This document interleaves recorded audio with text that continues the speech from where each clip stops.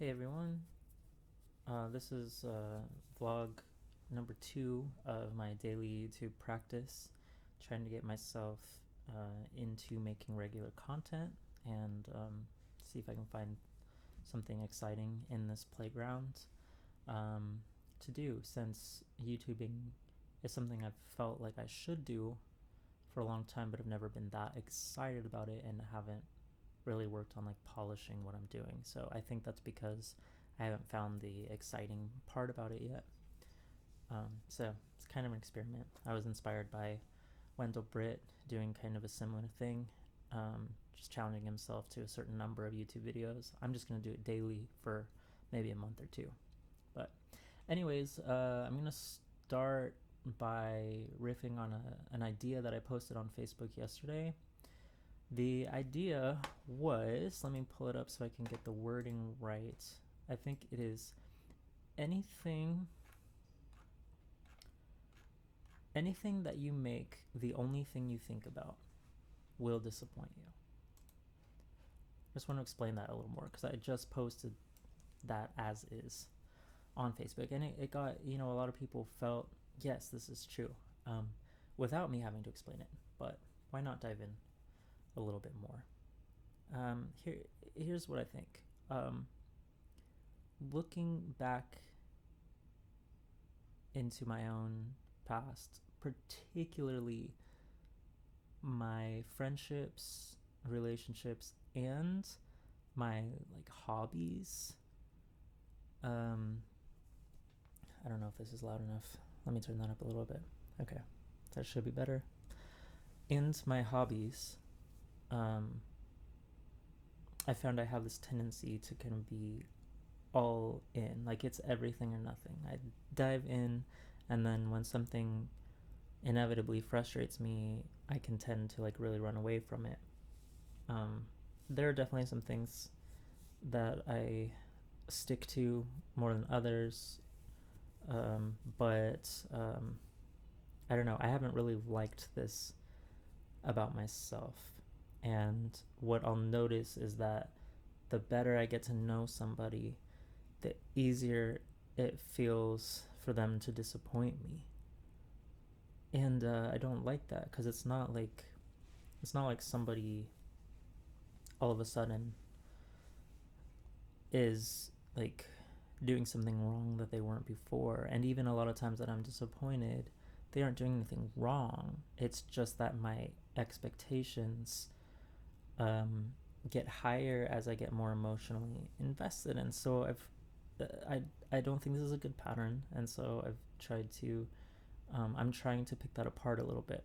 And what here's my pet theory that I think this is connected to. Everybody has, at any given time, only 100% of their attention. You can't really argue with this. I have only 100% of my attention to give. You can tell when somebody is 100% in a conversation with you.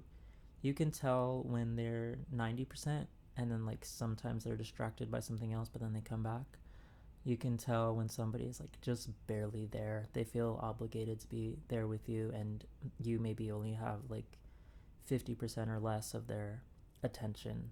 But that doesn't mean that they have any less attention to give. It just means 50% of it is elsewhere. It's on something different. They're juggling. Okay, so we have this ability to zoom the things that we're perceiving in and out. We can make them, we can give more or less of our attention to them, and that makes them bigger or smaller, like a telescope or a microscope does. Okay, so there was this bit of wisdom that I wrote down to myself. I won't go into explaining where I got it from at the moment, because I say to myself it really came from outside of myself, or above myself, beyond myself, I'm not sure. But it essentially said, your superpower is that you can make anything as big or small as you want it. So it didn't say you can disappear or appear anything that you want, but it said you can make it as small or as big as you want it. And I think it has a lot to do with this attention theory. So when I'm first getting to know somebody, let's say I'm coming out of singleness, my attention was 100% on me and like my life, my job, my habits, my health, blah blah blah, and like I'm surviving, doing good. A lot of the times when I'm single, I'm my healthiest, and I'm not really putting a lot of expectations on other people. Then you meet somebody, and then they are kind of like making their way into your attention, and maybe you spend a little bit more of your day thinking about them, a little more of your day texting them, talking to them, hanging out, etc. Well, as they become more and more and more, they might make you very, very happy, and they might be making you happier than your life was single or something. You get this burst of newness, you get the novelty.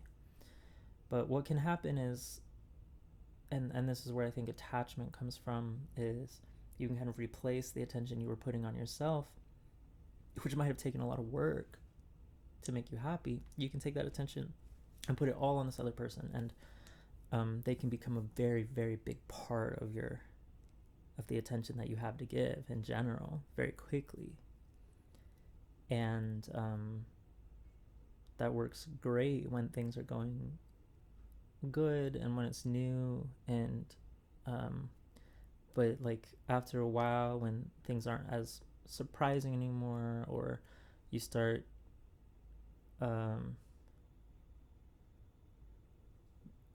habits and patterns start building, and you start expecting that, but then like that goes away because nobody is exactly the same every day. We go through phases, eventually like things are going to go differently than maybe you expected them to or wanted them to, and that's nobody's fault.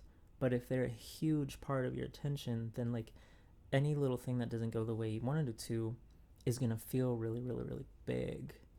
Whereas at one point, that person wasn't even talking to you, wasn't even giving you the night of day, or might not have even known your name. And they weren't causing you any problems. They weren't letting you down back then. So this is about attention, and it's about expectations. If you make something too big, it will disappoint you. If you find its proper scale in your life, then you're going to be able to see that thing or person in context, and you're going to have a much healthier relationship to it. And the problems that show up are going to be much smaller, and they're going to be easier to deal with because they're emotionally affecting you in a more balanced way. So the call here, I think, to myself is to keep my attention on things proportional. And that doesn't mean you shouldn't zoom things in and out. That should definitely be happening. And like when I'm with somebody, I really want them to be 90 to 100% of my attention, unless we're like agreeing to work on projects side by side or something, Obviously the skill changes based on mutuality, ideally. But then like when you're away from that person and you do have time to yourself, now what are you doing? Are you still thinking about them? Are they still taking 100% of your attention? If so, they're very likely to maybe like not message you as much as you wanted, or not say the thing you wanted, or not be able to respond to you in the way that you were expecting to be responded to, blah, blah, blah. And that can mess with you. But you need to be able to scale down or scale up at will. We need to be able to do that in order to better see things. We need to see things in context, not all the way up. You lose the background, you lose the context, you lose what's to the left, to the right, above, below, behind, ahead. If you lose sight of that, you will not see things correctly, because nothing stands on its own. Nothing is an island. Everything is connected. So you can make anything as big or small as you want. That's your superpower. That's what I've been contemplating for a few months. I'm just now coming to understand, and there's probably still a lot more understanding to uncover, but I want to encourage you to be thinking about that in yourself. I think this is an inherent superpower in all people. Anybody who is taking the time and energy to be aware of themselves in any capacity, anybody who's trying to further themselves and progress as a person, just that intention gives you that superpower.